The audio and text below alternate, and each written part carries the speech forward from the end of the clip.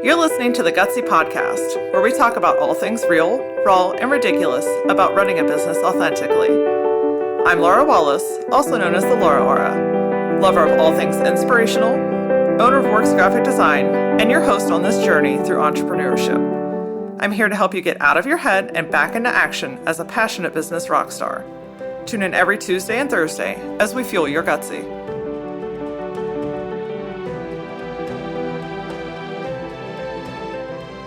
When you are faced with challenges, it can be really difficult to embrace happiness and joy. I mean, what is more difficult than when something is going on and people are like, oh, just pick your chin up and keep going and keep being happy. Meanwhile, on the inside, you're thinking, oh my gosh, will you please just go away?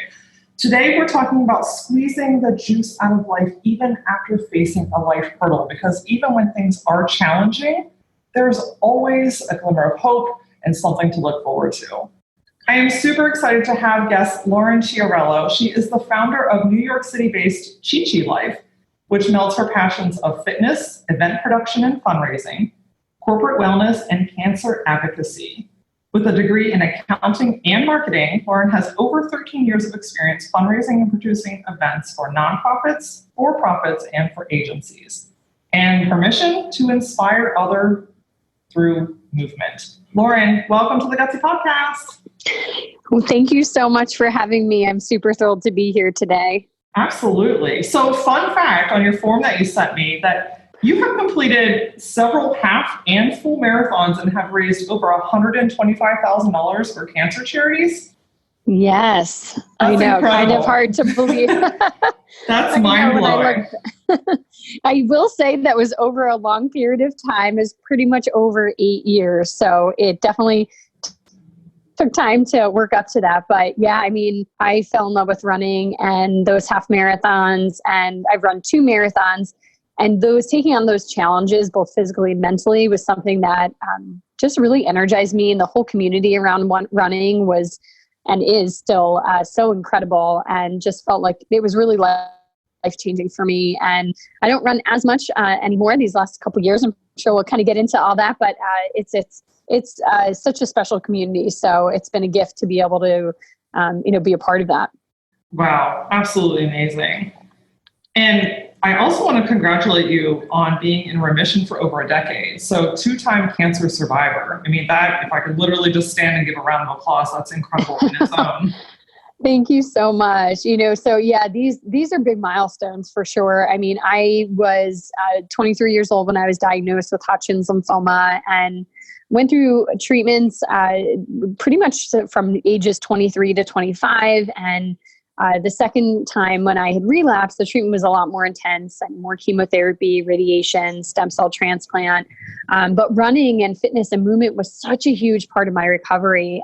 So I was, 25 around that time when I was finishing up those treatments. So I celebrated 5 years cancer-free in my 30th birthday, which the 5 years cancer-free is a huge, huge milestone, because you're considered, you really are considered cancer-free at that point. And I still, they use the term in remission. So it's like, is something that I, still use, but it's at 5 years, you're really considered cured. So we had a huge party at my parents' and celebrated with all sorts of yummy goodies and music, and such a great celebration. So to kind of then hit these next 5 years, and now looking back that now I'm 35 and 10 years cancer-free, it's just, those kind of big sort of milestone. A decade is so special and has been really meaningful this year. So it's been a lot of fun to celebrate that throughout each month, I suppose. Oh yeah, absolutely. I mean, I just love just stopping and celebrating, right? Because there's so much going on in life all the time that it's easy to just kind of plow through those things. But really, honestly, when it's truly like your life, this is your entire being, to celebrate those. I love that you had a big festival. Yeah, thank you so much. Yeah, I think that going through something as challenging as cancer twice that young helped shape the whole entire trajectory of my life. And it's really the reason why I went off on my own 5 years ago to start Chi Life. And I know it's sometimes hard to, explain, but I I really am grateful I went through that experience, because there's no way I would have like become the type of person and my values and just how I live my life every day had I not gone through that. I mean, I guess I don't want to say no way, but perhaps it would have taken me a little bit longer. And I think just learning those life lessons so young, even though they're difficult ones, for me has just been a way to just live my life with purpose and meaning, and that idea of squeezing the juice out of life every day, and understanding that not every day is easy. It's not like I'm in denial and I think that everything is perfect and wonderful and magical, but it's really about my perspective. And, we really can choose how we react and how we see things. And so, even when difficult situations do come up, it's, what are the tools that you have to manage it, and then, move through it and move forward.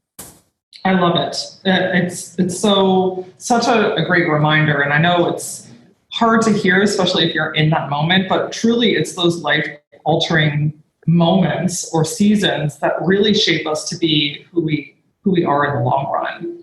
So using challenging situations to learn from and not define is so important.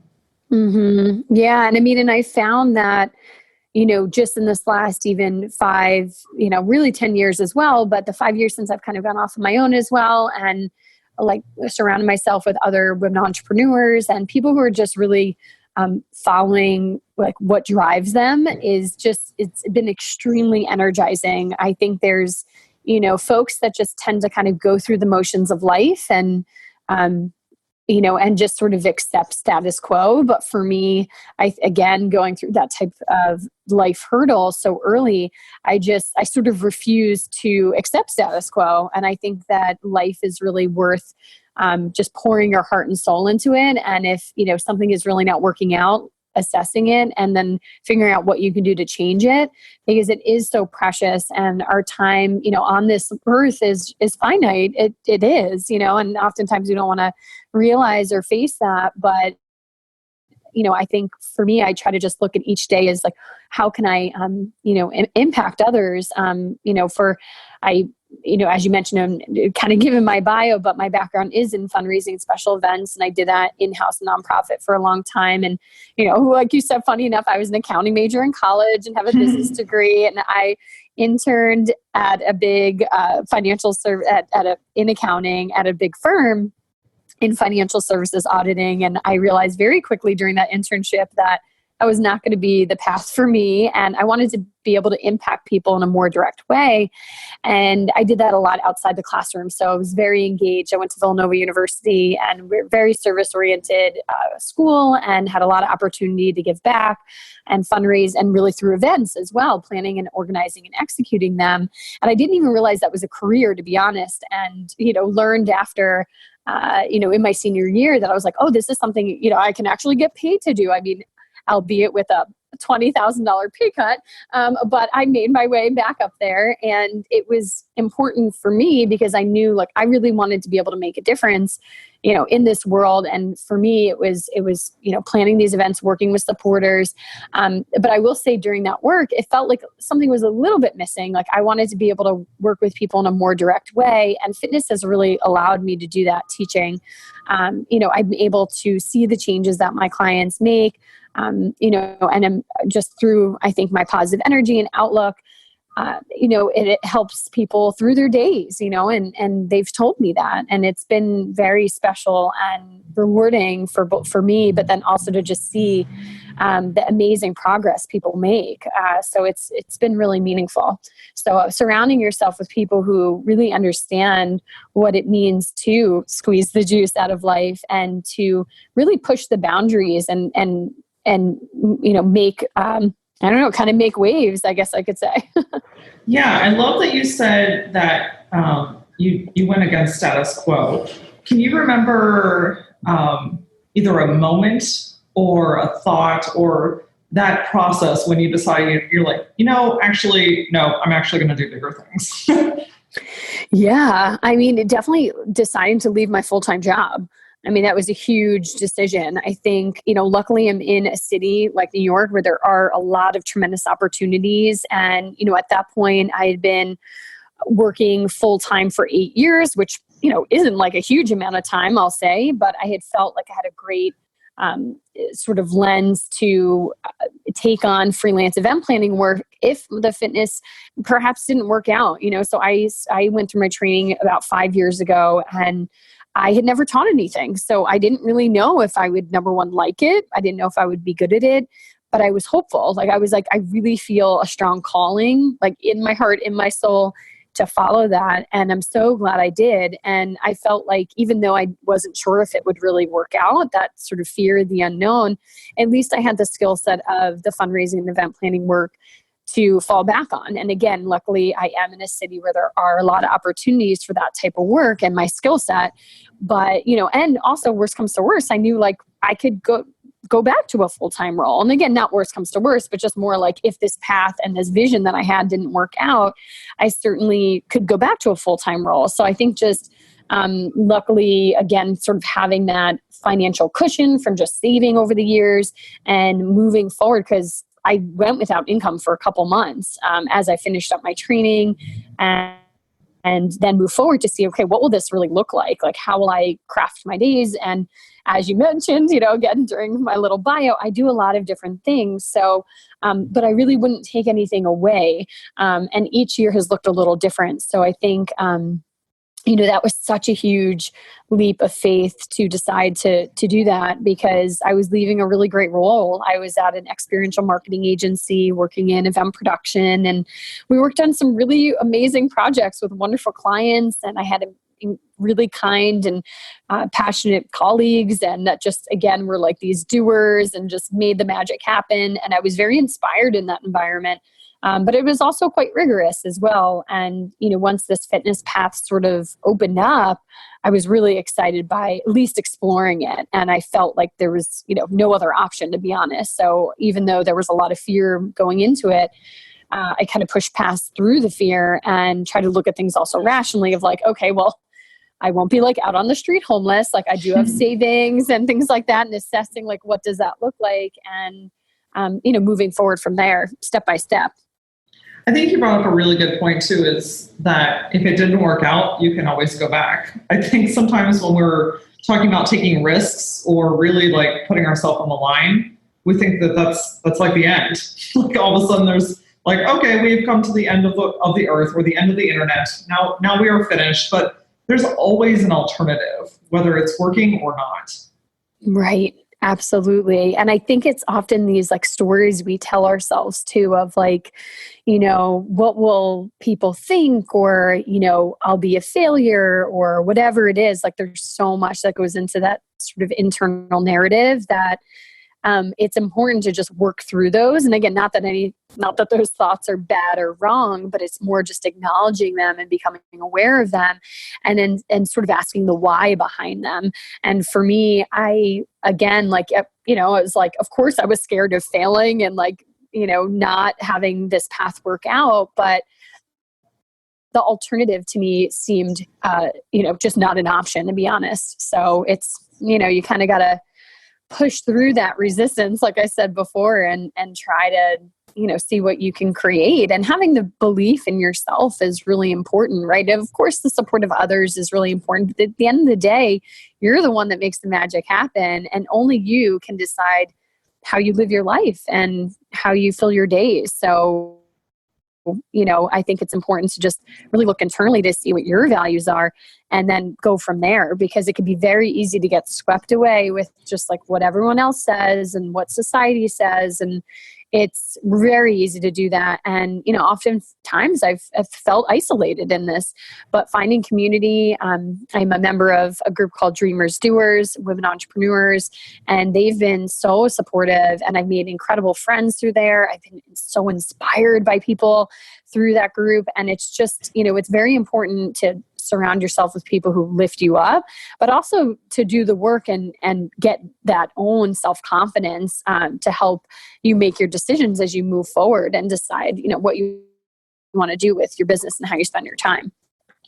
Yeah, the people that you surround yourself with, we talk about that a lot, but it'll never get old because it's really, it's so imperative. And I don't think a lot of people even realize sometimes how negatively relationships can affect you until something has happened or you've shifted or you're no longer in that position or relationship.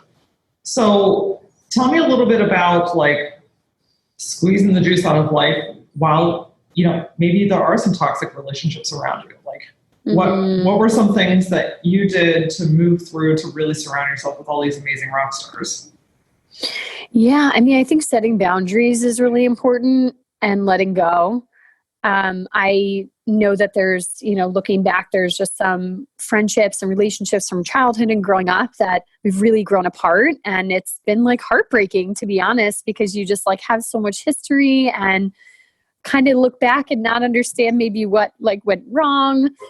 So I think that piece of acceptance is understanding that relationships have they ebb and flow and there is a life cycle. And in terms, I've never really had like super toxic people in my life or anything. So I feel grateful for that. But I think just understanding friendship's a two-way street.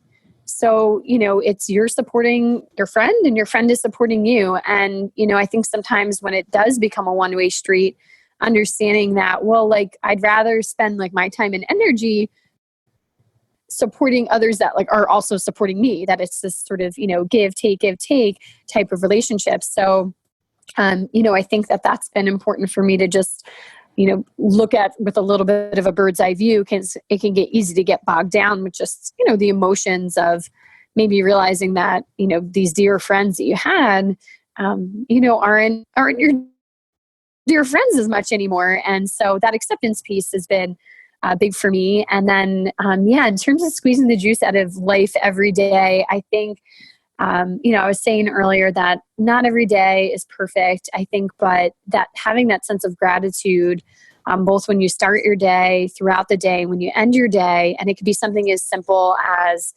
creating a practice of writing down 3 things that you're grateful for. And again, this could be done morning, noon, night, whenever.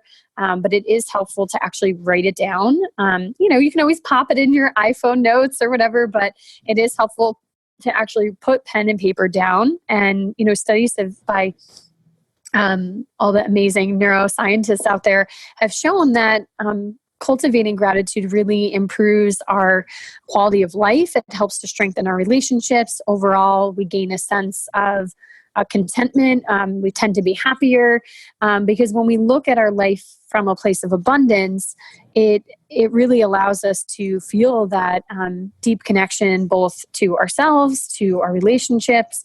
And again, not to say that there isn't, things that can be going wrong and that we aren't experiencing challenges. Again, it's not to say that there aren't difficult things that will arise, but luckily we are in this, really wonderful country, again, albeit some difficult things going on. There's no denying that.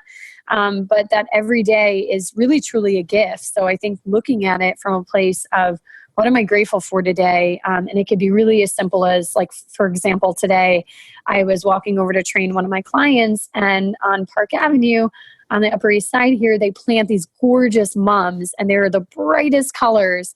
And it's a sunny day here. And I just like paused and just really tried to take that joy of the bright colors and the fall crisp air in and allow myself to just really feel that in the moment. So that sense of mindfulness and really connecting to what's happening in the moment without any judgment is really important. It's something that I integrate in my day every day.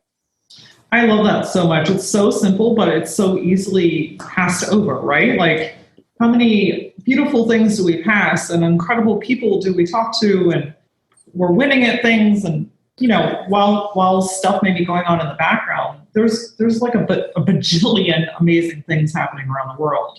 So yeah. I love that reminder of just pausing and allow yourself to feel in the moment.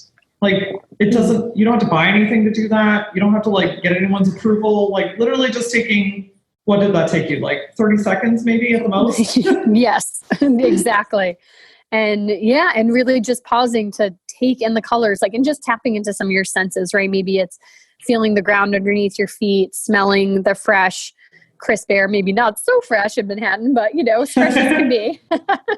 And the breeze and then taking in, looking at the mums. And I guess I didn't really smell the mums, so I didn't have that sense, but, Sure. but yeah, exactly. Taking that moment and pausing is really important. And I think with how connected we are every day, it's something that I really try to set the boundaries as much as I can of, how much time I spend on my phone or on email or doing computer work and things like that, and really just getting out there and enjoying every day. It's so funny because I'm all about universal energies. So just today we had a really great meeting with a client that really aligns with us and just values and appreciates what we do here at Works & Co. And it was funny because after we got off the call, the two of us that were on the call, we just sat and I said, you know what, can we just sit and really just appreciate this for a second? Because for so long we've, kind of climbed our way up and, scratched and climbed and all these things. And it just felt good to be in the presence of someone with appreciation to such an amazing level. So it's funny that we're talking today about just pausing and feeling, because these are things that you've worked towards. These are things that you are completely entitled to feel, right? Like the beauty of flowers, you're seeing them, you're feeling them, you're embracing them. And I just think that we don't pause enough. So I love this reminder. Yeah. And the idea that you just touched on, the universal energy, I'm such a believer in it, because I really feel like if you're putting out positive energy in the world, people really feel it, whether that be, with an online presence or in person, and taking the moment to really listen when people are talking. And it's very special. And I found that, I've just been really specific with who I work with and how I spend my time, because like I said, I just kind of don't really have so much patience for negativity or, difficult people, to be honest. And of course, like, I have experienced difficult people and I will for the rest of my life. I don't like it. Wouldn't that be magical just to avoid them all? Well, that would make things a lot easier. Right, I know. Have a special superpower. But I have found that, I've been specific with like making sure that I work with people who are kind and people who are respectful and people who are responsive and follow up with what they're saying. Like I really, to be honest, like don't have a lot of patience for people who just talk and then don't follow up on what they say that they're going to do. So that is sort of a huge pet peeve of mine. Like if I say I'm going to do something, like it is happening. So yes. I really pride myself on being extremely reliable, responsive, and just trying to really support everyone I can. I mean, both on the business side, but then also I've been a volunteer at Memorial Sloan Kettering Cancer Center, where I was treated for 9 years, and I work with patients and their families. And I also have the opportunity to speak at nurse orientations, usually do a couple hundred nurses that are going through a training to prep to, get integrated into the hospital, and as well as a new employee orientation. So I could really be, there's all sorts of departments in there. And it's just such a beautiful opportunity to be able to, share my story from the patient perspective, and then, just give them some guidance of, what they might expect in their day to day. But, yeah, I forget where I was going with all that, but, but it's an opportunity that, you just realize that you have the power to help inspire people, and you just never know how, what you're sharing and putting out there can, help others. So, yeah. I love, this is also a great reminder of the draw to be more of authentically who you are at your core. So I think the closer that you get to the light that's intended for you, the more that you inspire people. Yeah, I agree, because you really speak from the heart. I mean, I think that, and people see that. So I love that you shared that about your meeting with like the wonderful client meeting, because isn't it just so incredible when you're like, we found each other, and you just know it's kind of meant to be. And when those stars align, there's like kind of nothing like it. Yeah. And I think one of the challenges with getting to that place is a lot of times being truly authentic and asking for what you want means letting go of some other things, whether that's beliefs or relationships or behaviors. And it's scary to make that change and transition. So I'm curious, have you always been like known that like how, working with difficult people you mentioned earlier, or was that something kind of a muscle that you had to grow over time? Definitely had to grow over time. I would say I have been a people pleaser most of my life. Preach it, girl. Yeah, I'm just like, can't we all just be happy and get along? I definitely still look, through that with that rosy disposition, but also realizing that, and teaching actually really helped me with this, teaching fitness, that realizing that not everyone's going to like you and you're not going to make everyone happy, and you can try your best and just be yourself. And that is the biggest lesson that I've learned when I started teaching. I remember it was a bit of a learning curve, right? Of course, like I had great training, and through the years I've gotten additional training in, a few different modalities, and I'm like, will be a lifelong learner forever. And however, that being said, to teach a group class of teaching bar, which is, you're teaching to the beat of the music. There's a lot we packed into that class.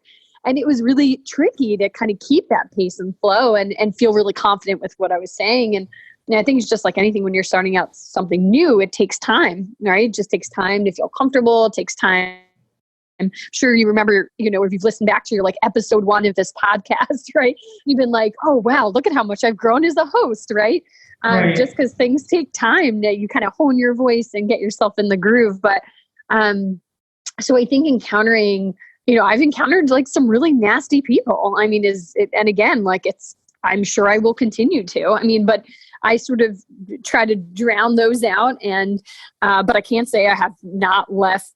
I've left crying. I've had hard times, and it's hard to sometimes not take it personal. But then once you realize that if you're giving the best that you can give, and you're doing, pouring your heart and soul into the work that you're doing. And, for me, a lot of times it's teaching.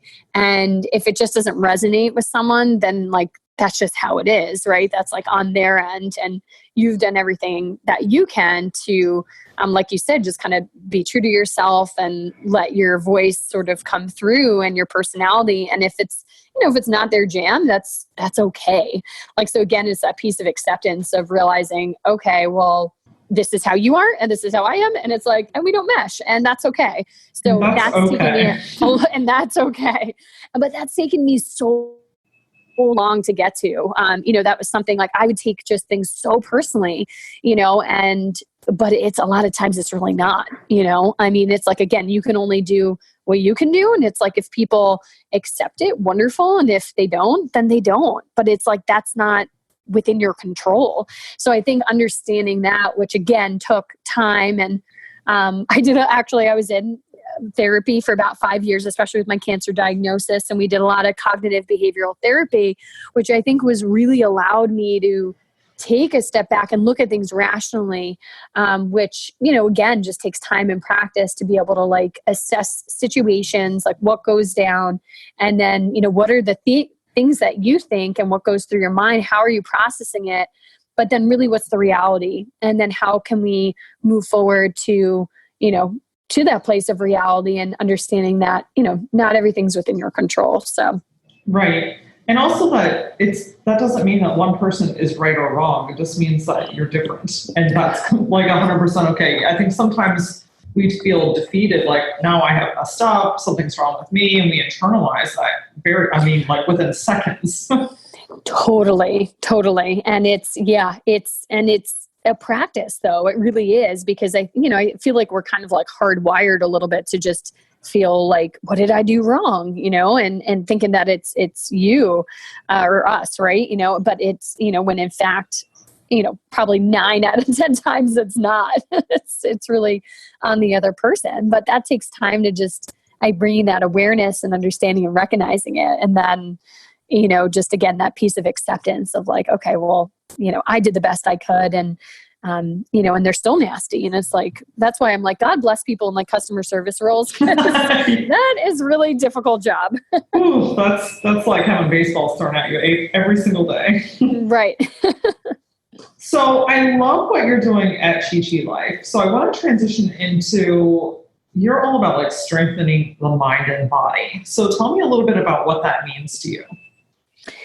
Sure. So I believe fitness and movement is so important. And for in my recovery, it was just so integral. I was really depleted both physically, mentally, emotionally, and it took a while to gain that strength back. And for me, finding bar classes, specifically at a studio called Exhale in New York, and well, it's around the country as well. But these classes really gave me my strength and confidence back. And I had grown up an athlete playing sports and kind of nothing on this level though. Like I didn't really fully understand how important it was to connect both the mind and body and really, you know, find a practice that you can stay consistent with and see the progress. I think that was like what was so impactful for me was that I felt my body get stronger. I saw it get stronger. And the teachers that I tended to go to, had a few that I just really loved to take class with regularly, helped inspire me to find strength that I really didn't even know I had. So for me, as a student, I was a student for 5 years before I started teaching. It allowed me to just, find that passion to inspire others to do the same. So I, with my business, with Chi Chi Life, I do teach people in the studio. I teach privately. I go into companies and teach, and I help to develop corporate wellness programming. So oftentimes we'll bring in health and wellness experts within my community to lead panels and workshops, and they're just it's just so needed. And oftentimes people, there's all the excuses in the world, which I understand. I'm not going to discount the excuses, but I think it's really important for us to you can't take care of other people until you take care of yourself is really the reality. And I think that goes by the wayside often. And so physical fitness and movement is really integral in my life. And it can look differently. I started teaching at Memorial Sloan Kettering, where I was treated at the Integrative Medicine Center earlier this year. And it's been a really special population to teach. I do have a core strength for young adults class that I just started last month. So that's more geared to folks like 18 to 40 years old. But I started teaching individuals in their 60s, 70s, 80s, and even 90s. And it's been such a special population to teach because most of them, right, there's something going on, whether it be that they are experiencing cancer right now, they're going through treatment, they've had surgeries, they're post-treatment, they're survivors. We are open to the public. So, I even teach a woman with multiple sclerosis. I teach a gentleman who's 93 years old. So I think what's pretty amazing is that people just come as they are and they modify as they need. But they're just, again, coming back to this sense of gratitude that they're just so grateful for what their body still can do, even though it's not perfect, right? Certainly the aging body. And then when you add in, perhaps a cancer diagnosis, it's, in treatment and all that, it's, it's difficult. There's no way of getting around that, but it's been so rewarding. I wasn't really sure how I would, kind of feel going into teaching this type of population. Cause I was like, well, I've mainly been teaching like really strong people in their like 20s, 30s, 40s. Certainly a range of ages, but like not as targeted with, that kind of elderly population. And so it's been so uplifting to just really see how they do not miss those Monday morning classes. And I took them over from a woman who's been teaching at MSK and started the fitness program 15 years ago. And she's still there, but was scaling back her schedule a little bit. And it's been incredible. Like at first I was like, oh man, are they going to accept me? Are they going to like me? All that good stuff, right? I was kind of back to that square one, but I was like, you know what? Like I love fitness and movement so much. And if I could share that love with them and they can see that, then, I think I can, lead a class that they'll like and enjoy. And the feedback has been really amazing. And they're just incredible. So I think that it's been such a special group to teach. And, I think integrating the body and mind connection in your days as much as you can. It doesn't have to be so huge. I understand that not everyone can get to a class, or maybe they don't even have access to, a gym or much nearby, or, depending on what's going on with their family at home and stuff. But there's a lot to be done even just at home. And luckily, we are so connected. We have access to great streaming sites, even just like wonderful YouTube videos, things like that. So there's really a lot out there that allows us to maybe take even 15 minutes, 15, 20 minutes, 30 minutes, if you can sneak it in, and really try to I don't want to even say sneak it in, actually, make time for it, create time, carve out time.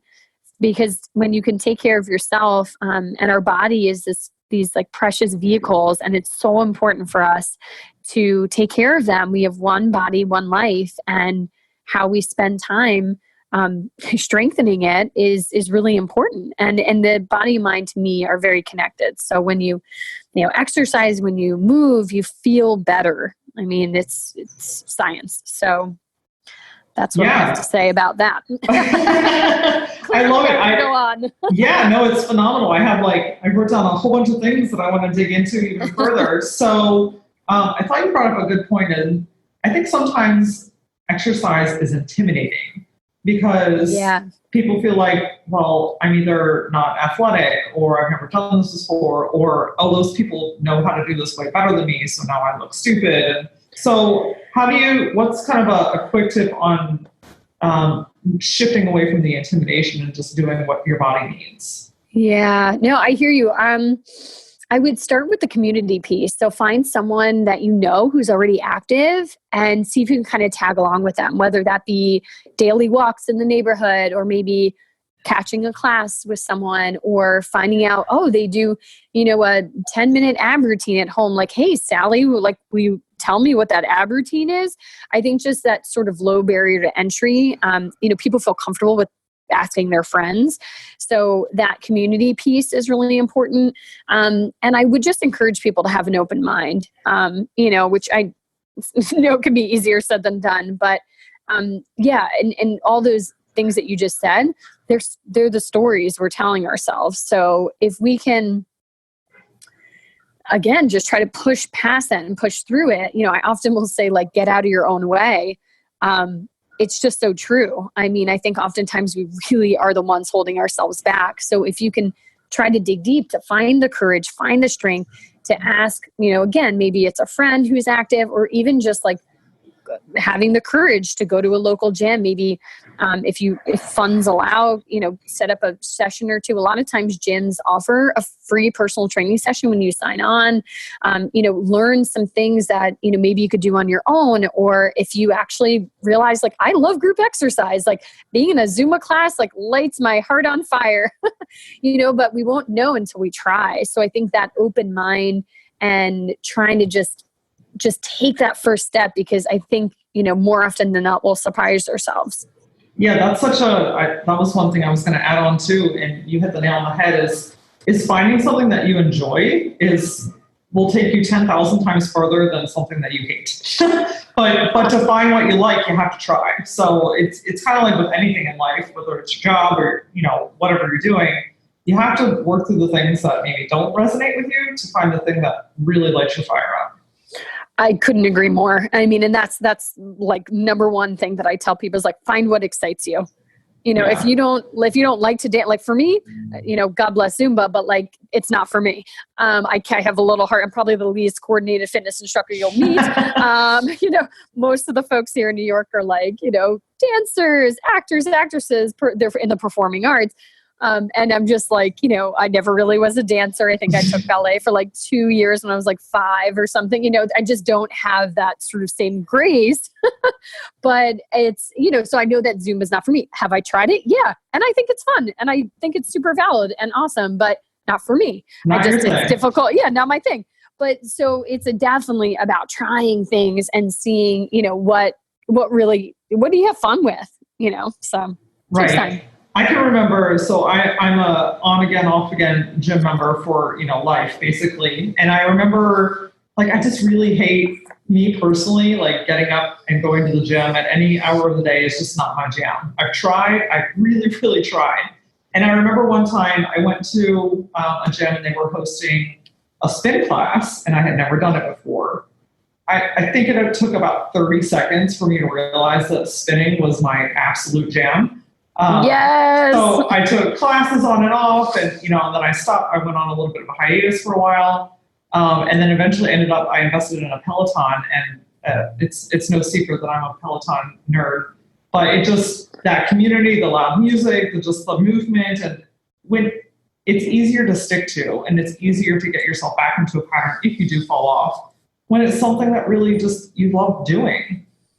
Definitely. Well, funny you mentioned Peloton. So I'm actually pregnant with twins, identical twins. Yes, you are. That's so exciting. And so thinking that it will be difficult to get out to all these classes that I love. So I'm very heavily thinking about investing in a Peloton bike. And maybe if they hear this, maybe they'll give me like a discount code. That would be joyful. But yes. we can talk offline. I'll get you my code, girl. Okay. So another thing is, I think that we unintentionally take advantage of our bodies, right? Like we are hustling, we are moving around, we're taking care of our, businesses and families and employees and just you name it, we're doing it, and oftentimes putting ourselves last. So what are some practices that you can recommend for people to integrate into their busy lives? Yeah, I mean, I cannot stress the importance of building your core strength. So it helps you with your posture. It helps to build spinal flexibility, mobility. It helps to reduce low back pain. So building up your core strength is like number one in my book. I also could be my Pilates background and bar training, but it is very important. And you could do that right at home, anything like 5 to 10 minutes. So, coming down onto the ground, starting with an exercise called bird dog. So you're on your hands and knees, alternating arms and legs. So taking a deep breath, pulling the waist in, reaching opposite arm and opposite leg. That you can try for like 30 seconds. It really kind of depends on where you're at, with maybe your core strength level, but planks are wonderful. I love doing core exercises on your back. There's a lot of different options. So there's an exercise called reverse curl where you're laying on your back, your palms are down by your side, heels are snuggled in towards your seat, knees are bent, and then you just start to lift your pelvis and low back up carefully, and then you lower back down. So you're activating your pelvic floor and your low abdominals specifically by lifting up and down.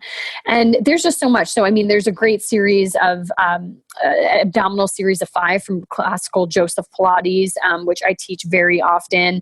And again, you're on your back for that. You can also modify by putting the head, neck, and shoulders down, because often as we're building our core strength, the neck can get a little strained, right? We start holding the tension in the neck and shoulders. So as you build up the core strength, you'll be able to focus in on really creating that deep abdominal brace. So that's your transverse abdominis. That's a deep layer of your abdominal wall.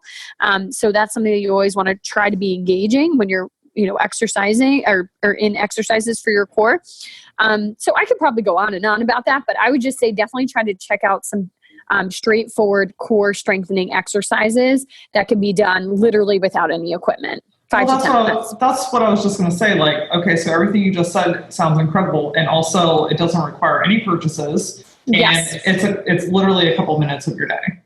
Yes. I mean, and I did, I should probably do it again this year, but there's oftentimes on like social media, there's this like Planksgiving challenge. Planksgiving. So it's for the month of November, and like, it was a 3-week Planksgiving challenge. So, and I gave different options for people, but the idea was just to literally every day do a plank.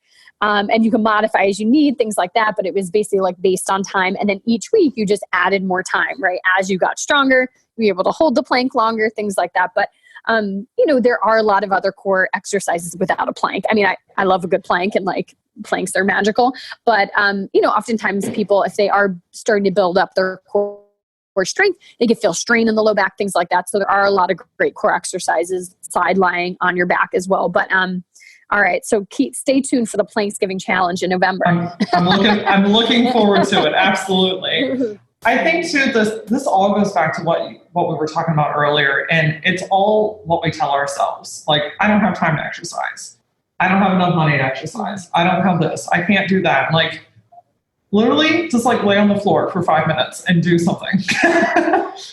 Right. It's the idea of like getting out of our own way, because we are strong, we are capable. We just have to believe it. And it really starts with yourself. So once you start to believe in yourself, that's when the change happens. Like I always say, like, I'm just the cheerleader when I'm teaching people or coaching people. It's like, I'm just the cheerleader. Like, you're the ones doing the work, So, I mean, I could stand here all day, but it's like, if your heart isn't in it, if your mind's not in it, then, you just likely won't really see those results that we're hoping for. And, that strength that you're looking to gain, it will take a lot longer because you're not focused.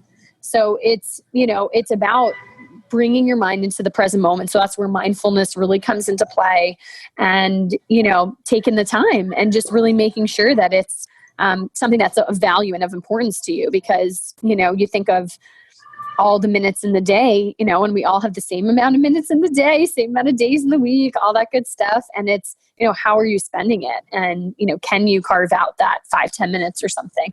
Because I get it. Certainly people are busy. I 100% get it. So you got to find what works for you. And I think I will say too, that it ebbs and flows, right? Like as I'm going to be a new mom in a couple months, I'm like, so totally nervous of like, how will this change? Well, I know it's going to change a lot. I will probably not be sleeping very much. And I'll have, 2 little tiny humans to keep alive. But I'm like, it's certainly like a phase in my life. And I'm like, whoa, like I'm not going to be able to dedicate the time, that I have been, but I'll still be able to dedicate some time, it'll look different. And I think as they grow up, and then go to school, it's like, then you'll have that time, back for yourself. But it's, it's really, it'll look different. So it's just understanding that sometimes like life definitely goes through phases and it ebbs and flows. And, with trying to get pregnant and then becoming pregnant this year, like that's why I was saying earlier that I don't really run as much. I mean, I miss it so much, and I know I'll get back to it.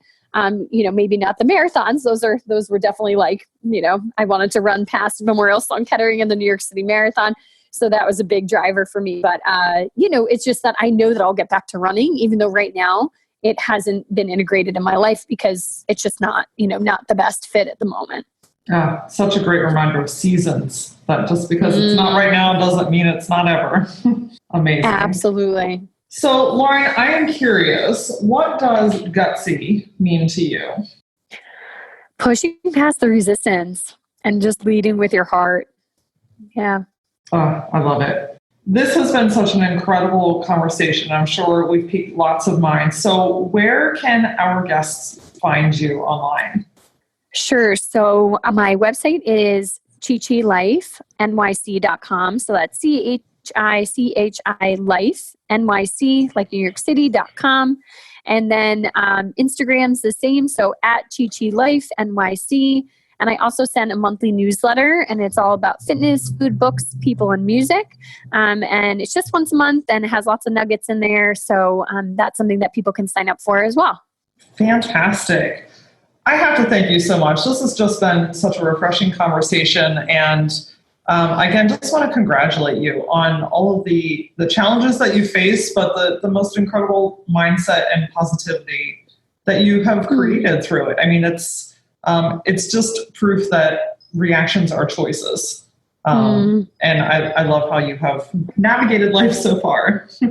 Thank you so much. Yeah, I know a tricky chapter is on the horizon with these two little ones. Yeah, I'm excited to follow your journey. I'm a fan and follower on Instagram, so it's been fun to watch your bump grow, and it's a beautiful phase of life. We'll have to do part 2 post twins.